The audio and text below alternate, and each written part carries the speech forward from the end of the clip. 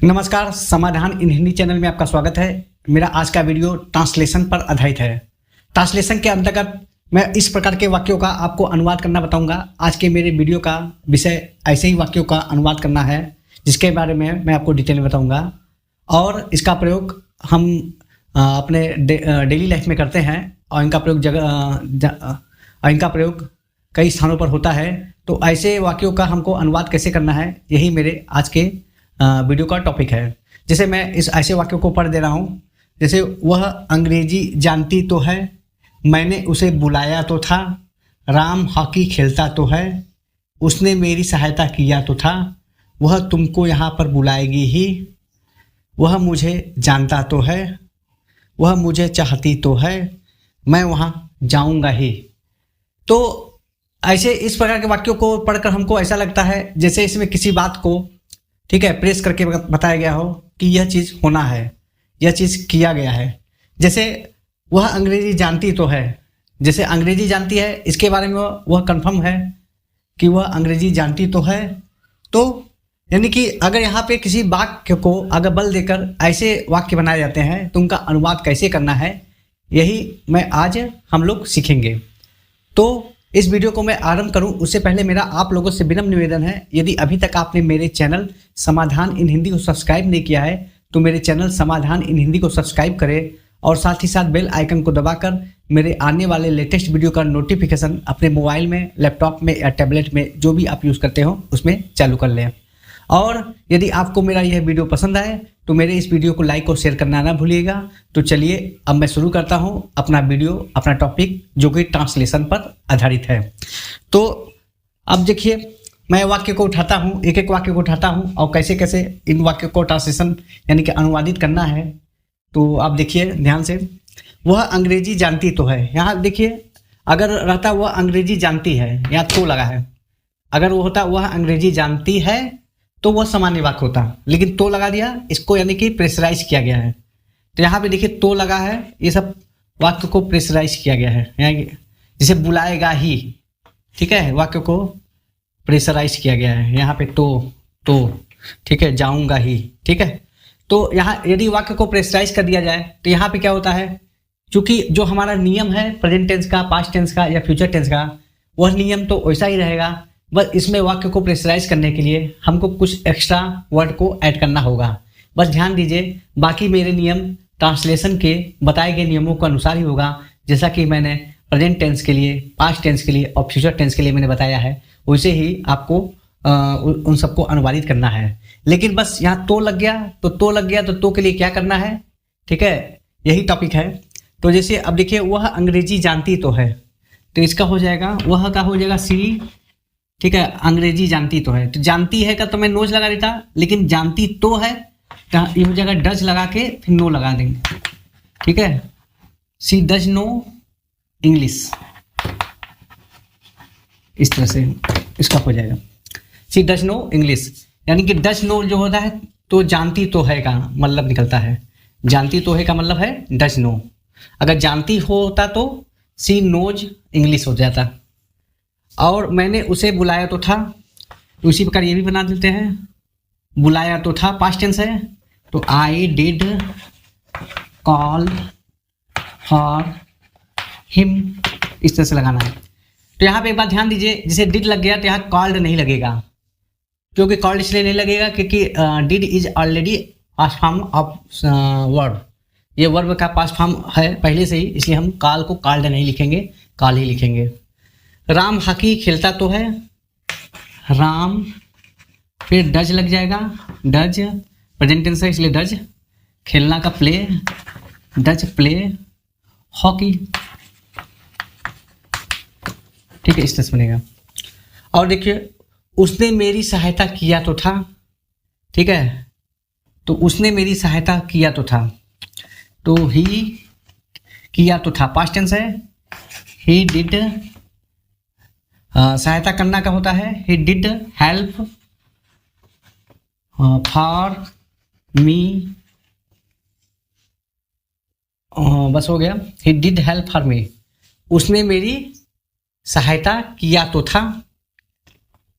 और इसके बाद देखिए वह तुमको यहाँ पर बुलाएगा ही। अब ये फ्यूचर टेंस हो गया। फ्यूचर टेंस में क्या होता है, चाहे आई हो, चाहे वी हो, चाहे ही हो, चाहे दे हो, चाहे कुछ भी हो, हमको शैल नहीं लगाना है, हमको केवल विल लगाना है। और उसके बाद जिसे बुलाएगा ही, और इसके लिए हम श्योरली, ठीक है, श्योरली का प्रयोग हम करते हैं निश्चित रूप से, श्योरली। तो जैसे अब यहाँ पे हो जाएगा वह तुमको यहाँ पर बुलाएगा ही, तो he will call, he will call तुमको, कॉल यू हेयर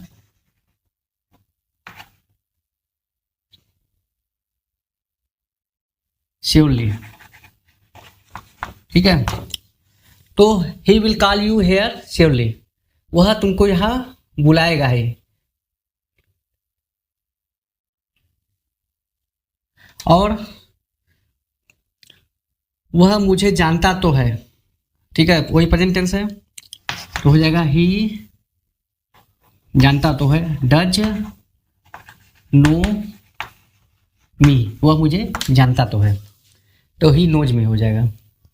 और इसके बाद वह मुझे चाहती तो है, सी डज लाइक मी, इस तरह से हो जाएगा, सी डज लाइक मी, वो मुझे चाहती तो है। मैं वहाँ जाऊँगा ही, फिर भी फ्यूचर टेंस हो गया। तो यहाँ पे I will surely go there, go there, मैं वहाँ अवश्य जाऊँगा, यानी कि मैं वहाँ जाऊँगा ही, यहाँ श्योरली लग गया। तो ये है, तो इस प्रकार देखिए प्रेजेंट टेंस, पास्ट टेंस या फ्यूचर टेंस, किसी भी प्रकार का वाक्य हो, यदि वाक्य में इस टाइप का अगर वाक्य देखने का मिले तो आप प्रेजेंट टेंस हो तो उसमें डू और डज को मतलब एम्फेटिक बनाने के लिए हम प्रयोग करते हैं, और यदि पास्ट टेंस हो तो डिड का हम प्रयोग करते हैं, और फ्यूचर टेंस हो तो चाहे कोई भी सब्जेक्ट हो हमको विल का प्रयोग करना है, और उसके साथ ही साथ कोई एक सुटेबल एडवर्ब जैसे श्योरली, कन्फर्मली, इन सब का हम प्रयोग करते हैं। तो मतलब ऐसे वाक्यों का आपको ट्रांसलेशन कैसे करना है, तो ऐसे वाक्यों का ट्रांसलेशन जो होता है इसी प्रकार से होता है, इसी प्रकार वाक्य का ट्रांसलेशन किया जाता है, और इसी प्रकार हम बोलचाल में इसको प्रयुक्त करते हैं। और ऐसे ही अब चलिए हम दूसरे प्रकार के वाक्यों की चर्चा करते हैं। अब मैं इन वाक्यों की चर्चा करता हूँ। मैंने आपको बोर्ड पे 5 वाक्य दिए हैं, इन 5 वाक्यों को पहले मैं पढ़ देता हूँ, फिर इन 5 वाक्य का अनुवाद कैसे करना है इसके बारे में मैं चर्चा करता हूँ।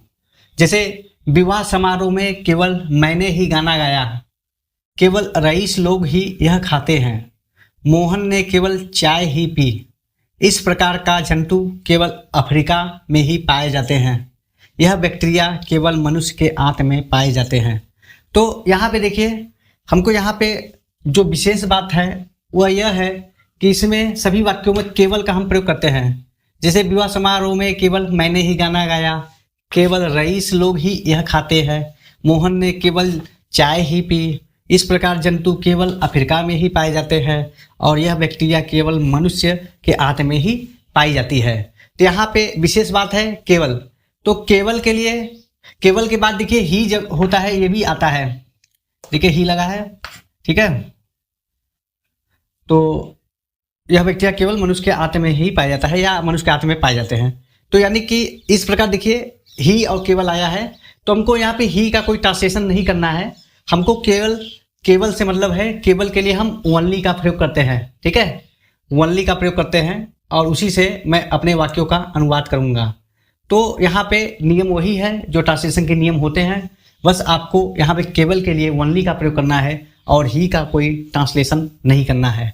जैसे विवाह समारोह में केवल मैंने ही गाना गाया, तो केवल मैंने ही गाना गाया विवाह समारोह में, ठीक है। तो यहाँ इसका हो जाएगा ओनली आई सैंग, ओनली आई सैंग, केवल मैंने ही गाया, ठीक है, इन द मैरिज सेरेमनी, ठीक है, इन द मैरिज सेरेमनी। इस पर only I सैंग in the marriage ceremony, केवल रईस लोग ही खाते हैं, तो इसका हो जाएगा ओनली, रईस लोग का हो जाएगा the rich, only the rich, केवल रईस लोग ही यह खाते हैं, eat this, only the rich eat this, केवल मतलब अमीर लोग यानी रईस लोग ही यह खाते हैं। मोहन ने केवल चाय ही पी, तो इसका हो जाएगा मोहन। अब देखो मोहन ने केवल चाय only tea, Mohan to only tea, Mohan ने केवल चाय पी, मोहन टू ओनली टी। इस प्रकार का जंतु केवल अफ्रीका में ही पाए जाते हैं। तो इस प्रकार का जंतु क्या हो जाएगा, such type of animal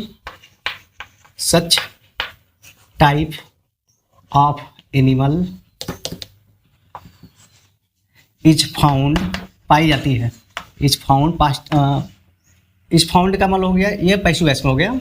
such type of animal is found in only Africa.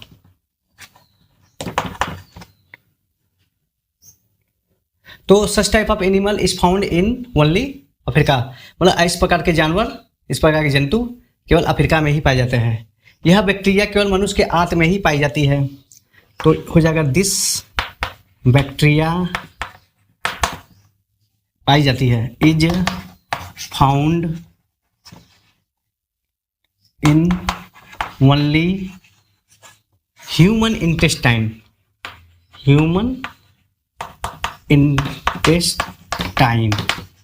इस प्रकार से बन जाएगा। तो इस प्रकार देखिए, अगर केवल वाला वाक्य अगर आता है तो केवल वाले वाक्य को हम कैसे बनाएंगे। तो यहाँ पे बस इतना जान लीजिए कि केवल का प्रयोग कहाँ किया गया है, सब्जेक्टिव रूप में किया गया है कि ऑब्जेक्टिव रूप में किया गया है। अगर सब्जेक्ट के रूप में किया गया है तो सब्जेक्ट के साथ ओनली लगेगा, यदि ऑब्जेक्ट के रूप में यूज़ किया गया है तो ऑब्जेक्ट के साथ लगेगा। तो यहाँ पे जैसे विवाह समारोह में केवल मैंने ही गाना गाया, तो यहाँ पे मैंने के लिए केवल लगा है। अगर ऐसा होता विवाह समारोह में मैंने केवल गाना ही गाया, तो वह गाना के लिए केवल हो जाता, यानी कि ऑब्जेक्ट में। तो यहाँ पे एक बात को ध्यान देना है कि केवल की पोजीशन कहाँ है। अगर केवल की पोजीशन सब्जेक्ट के रूप में है तो उसको सब्जेक्ट के साथ यूज़ करना है, और अगर ऑब्जेक्ट के रूप में है तो उसको ऑब्जेक्ट के साथ उसका प्रयोग करना है। तो आशा करते हैं कि इस टाइप के अनुवाद आप आसानी से कर लेंगे। अब मैं आगे दूसरे प्रकार के वाक्यों को अब हम समझते हैं। अब इन वाक्यों को लेते हैं। मैंने बोर्ड पे कुछ वाक्य लिखे हैं, उस वाक्यों को पहले मैं पढ़ देता हूँ और फिर इसका अनुवाद कैसे होगा इसके बारे में मैं चर्चा करता हूँ। जैसे वह पढ़ती रहती है, मुकेश गाना गाता रहता है, वह अंतिम समय तक गाना गाती रही, कुत्ता घर की निगरानी करता रहा, मैं अपनी प्रेयसी का प्रतीक्षा करता रहा। तो यहाँ पे देखिए, पढ़ती रहती है, गाता रहता है, गाना गाती रही, करता रहा। यहाँ पे ये दोनों वाक्य तो प्रेजेंट टेंस में है, लेकिन ये तीनों जो वाक्य हैं वह पास्ट टेंस में है। तो प्रेजेंट टेंस को और पास्ट टेंस को इसको पहले आइडेंटिफाई कर लेते हैं। आइडेंटिफाई करने के पश्चात ही हम उसको ट्रांसलेट करते हैं। तो पहले ये समझ लीजिए कि यहाँ पे जो कोई किसी कार्य के कंटिन्यूअस होने का, मतलब कि लगातार होने का बोध होता है, जिसे वो पढ़ती रहती है। तो जैसे कोई कार्य लगातार होता रहा है, ठीक है। जब ऐसे मतलब इस टाइप का अगर वाक्य आ जाए तो हम गो ऑन या कीप ऑन का प्रयोग करते हैं। कीप ऑन का प्रयोग करते हैं, इसका मतलब होता है जारी रखना। गो ऑन या कीप ऑन का मतलब होता है जारी रखना। तो चाहे हम गो ऑन का प्रयोग करें चाहे कीप ऑन का प्रयोग करें, मतलब इनमें से कोई एक का हम प्रयोग करते हैं। और यदि ये पास्ट टेंस हो जाएगा तो गो ऑन की जगह हम वेंट ऑन का प्रयोग कर सकते हैं, और कीप ऑन का स्थान पे केप्ट ऑन का प्रयोग हम करते हैं। तो अब मैं चलता हूँ, बताता हूँ आपको कैसे होगा। जैसे वह पढ़ती रहती है, तो वाक्य जारी है, तो यहाँ पे हो जाएगा सी, ठीक है, पढ़ती रहती है प्रेजेंट टेंस है, तो सी गोज ऑन रीडिंग। एक बात ध्यान दीजिए, यहाँ पे जो वर्ब होगा गोज ऑन के बाद वो हमेशा कॉन्टिन्यूअस फॉर्म में होगा, आईएनजी लगाकर होगा। तो she goes on reading. Goes क्यों लगा? क्योंकि ये प्रेजेंट टेंस का है। प्रेजेंट टेंस में सिंगुलर के साथ यस या यस लग जाता है वर्ब में। तो सी गोज ऑन रीडिंग, मतलब इसका मतलब होगा वह पढ़ती रहती है। मुकेश गाना गाता रहता है, तो क्या हो जाएगा? मुकेश, ठीक है, कीप ऑन लगा देते हैं, keeps on singing a song. इस तरह से बन जाएगा। Mukesh keeps on singing a song, वह अंतिम समय तक गाना गाती रही। पास्ट टेंस है, देखिए इसको ध्यान से। सी गाना गाती रही, captain captain singing a song, singing a song अंतिम समय तक, फॉर द लास्ट, ठीक है, मोमेंट मतलब क्षण होता है, अंतिम क्षण तक वो गाना गाती रही। She kept on singing a song for the last moment. और कुत्ता घर की निगरानी करता रहा। कुत्ता, डॉग्स, डॉग लगा देते हैं एक वचन, डॉग, यहाँ वेंट ऑन लगा देते हैं, गो ऑन की जगह वेंट ऑन। निगरानी क्या होता है, वॉच, यानी कि watching, went on watching the home, इस तरह से हो जाएगा। और इसी प्रकार ये देखिए, मैं अपनी प्रेयसी का प्रतीक्षा करता रहा। पास्ट टेंस है, आई वेंट ऑन, प्रतीक्षा करना का होगा waiting, I went on waiting for अपनी प्रेयसी, माई बिलवेड, माई बिलवेड, ठीक है, माई बिलवेड मतलब मैं अपने प्रेयसी का प्रतीक्षा करता रहा। तो इस प्रकार देखिए, अगर वाक्य में किसी कार्य का जारी होना होता है तो वहाँ पे हम गो ऑन या कीप ऑन का प्रयोग करते हैं। तो गो ऑन या कीप ऑन का प्रयोग हम टेंस के अनुसार करते हैं, कैसे करना है। लेकिन बस इतना समझ लीजिए कि अगर इस टाइप का अगर वाक्य है तो यहाँ से वाक्य के जारी होने की मतलब हमको सूचना प्राप्त होती है। तो ऐसे ही हम वाक्यों का अनुवाद करेंगे। अब हम अगले प्रकार के वाक्यों की चर्चा करते हैं। अब इन वाक्यों को लेते हैं, मैंने कुछ वाक्य लिखे हैं। अब इन वाक्यों का ट्रांसलेशन कैसे करना है इसको मैं समझता हूँ। जैसे अचानक वो हंसने लगती है, वर्षा होने लगी, जमीन हिलने से लोग भागने लगे, फिल्म देखकर वह रोने लगता है, मेहमान को देखकर वह चाय बनाने लगती है। तो यहाँ पे देखिए, वो हंसने लगती है, ठीक है, प्रेजेंट टेंस में है।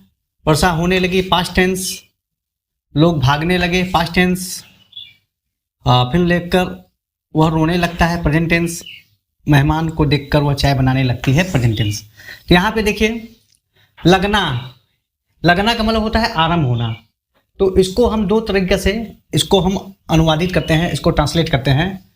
एक तरीका यह है कि बिगिन का प्रयोग करके, BEGIN, और दूसरा जो नियम है उसको हम स्टार्ट का प्रयोग करके करते हैं। स्टार्ट मतलब भी आरंभ होता है, बिगिन मतलब भी आरंभ होता है, बस दोनों में अंतर ये होता है, यदि हम बिगिन का प्रयोग करते हैं तो उसके बाद कोई इन्फिनेटिव लगाते हैं, और अगर स्टार्ट का प्रयोग करते हैं तो ING यानी कि जीरेंड लगाकर हमको बनाना है। तो जैसे दोनों तरीके से बना सकते हैं, तो देखते हैं कैसे बनेगा। जैसे अचानक वो हंसने लगती है, तो अचानक का होता है सडनली,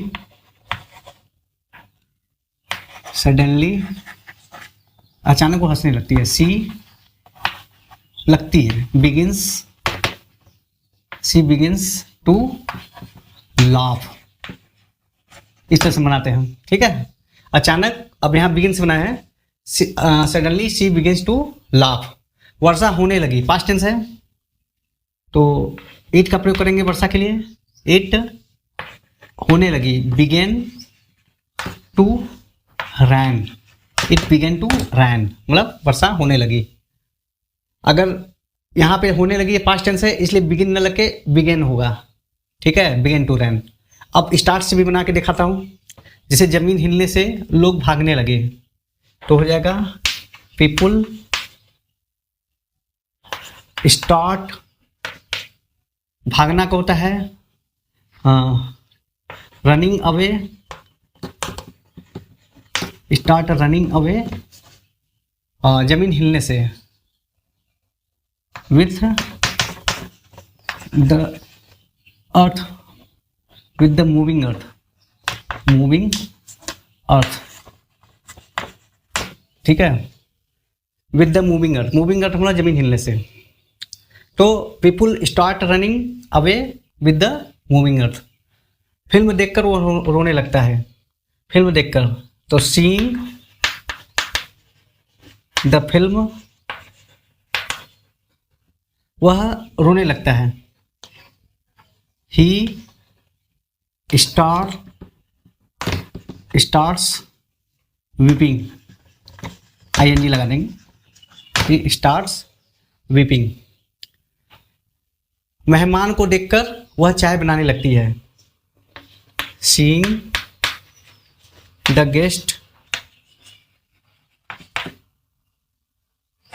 गेस्ट सी बिगिन लगा देते हैं यहाँ पे, बिगिन्स टू मेक टी, इस तरह से बनाएंगे। तो इस प्रकार देखिए, अगर हम जिसमें कोई लगती है इस टाइप के अगर वाक्य आते हैं तो हमको बिगिन या स्टार्ट से वाक्य का अनुवाद करना है। और अगर हम बिगिन का प्रयोग करते हैं तो इसके बाद टू प्लस वर्ब की फर्स्ट फॉर्म का प्रयोग करेंगे, और अगर स्टार्ट का प्रयोग करेंगे तो वर्ब की फर्स्ट फॉर्म में ING लगाकर हम वाक्य को पूरा करते हैं। ठीक है, जैसे मैंने कुछ उदाहरण आपको दिए हैं, तो ये उदाहरण आपको समझ में आया होगा। इसी प्रकार अब कुछ और अन्य प्रकार के भी वाक्य को लेते हैं। अब इस प्रकार के वाक्यों की चर्चा करते हैं। जैसे मैंने आपको कुछ वाक्य दिए हैं, जैसे वह हमेशा हंसता ही रहता है, वह हमेशा लड़ती ही रहती है, वे लूडो ही खेलते रहते हैं, पानी बरसता ही रहा, लोग भागते ही रहे। तो देखिए, इस टाइप का वाक्य मैंने आपको की पान या गो जान से मैंने बताया था, लेकिन उस वाक्य में और इस वाक्य में अंतर है। जैसे वहाँ पे होता था वो हमेशा हंसता रहता है, अगर ऐसा रहता तो हम की पान या गो जान से, जैसा कि मैंने नियम में बताया है, उस प्रकार से अनुवादित करेंगे।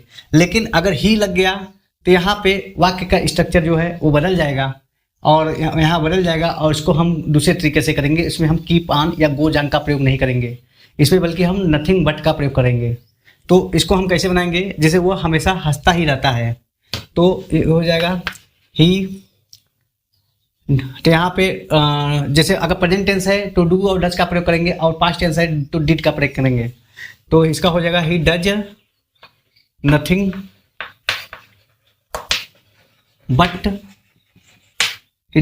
But laugh. ठीक है, इस तरह से हम बनाएंगे। यहाँ पे लाफ का जो प्रयोग करेंगे ये वर्ड की फर्स्ट फॉर्म होगा, इसमें ना ING लगाएंगे ना TO लगाएंगे, टू लगाएंगे आगे। तो he does nothing but laugh, मतलब कि उसने कुछ नहीं किया सिवाय हंसने के। तो इसका मतलब वो हमेशा हंसता ही रहता है, वो हमेशा लड़ती ही रहती है। यहाँ पे हमेशा के लिए भी बना देते हैं, he does nothing but laugh always. ठीक है, लास्ट में ऑलवेज लगा दिया। और वह हमेशा लड़ती ही रहती है, ही ऑलवेज डज नथिंग बट, लड़ने के लिए फाइट का प्रयोग करेंगे, बट फाइट मतलब वह हमेशा कुछ नहीं करती सिवाय लड़ने के, मतलब वो हमेशा लड़ती ही रहती है। इसी प्रकार और देखिए, यहाँ पे ही की जगह सी लगाएंगे क्योंकि फीमेल है। She always does nothing but fight, वे लूडो ही खेलते रहते हैं। दे, यहाँ देखिए खेलते रहते हैं। दे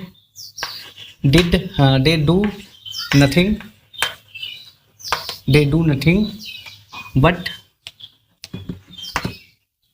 प्ले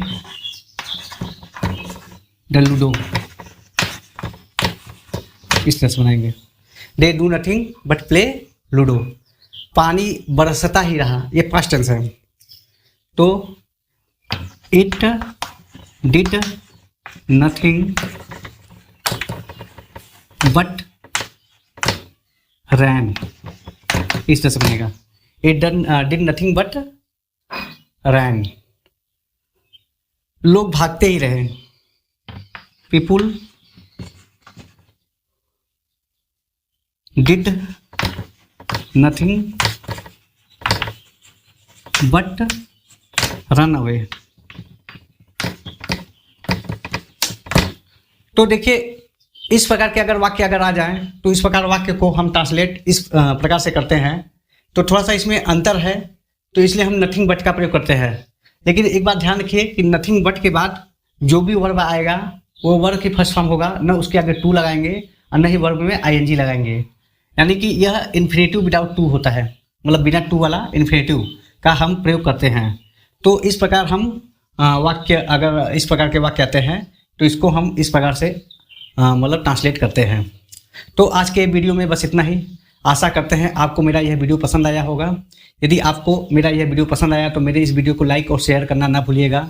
और यदि अभी तक आपने मेरे चैनल समाधान इन हिंदी को सब्सक्राइब नहीं किया है तो आप लोगों से विनम्र निवेदन है कि मेरे चैनल समाधान इन हिंदी को सब्सक्राइब करें और साथ ही साथ बेल आइकन को दबाकर मेरे आने वाले लेटेस्ट वीडियो का नोटिफिकेशन अपने मोबाइल में, लैपटॉप में, टैबलेट में, जो भी आप यूज़ करते हो उसमें चालू कर लें। और मुझे पूरा आशा है कि आप मेरे चैनल को सब्सक्राइब भी करेंगे और मेरे इस वीडियो को लाइक और शेयर भी करेंगे। अब मैं फिर आपसे एक नए वीडियो, एक नए टॉपिक में मिलूँगा। तब तक के लिए नमस्कार।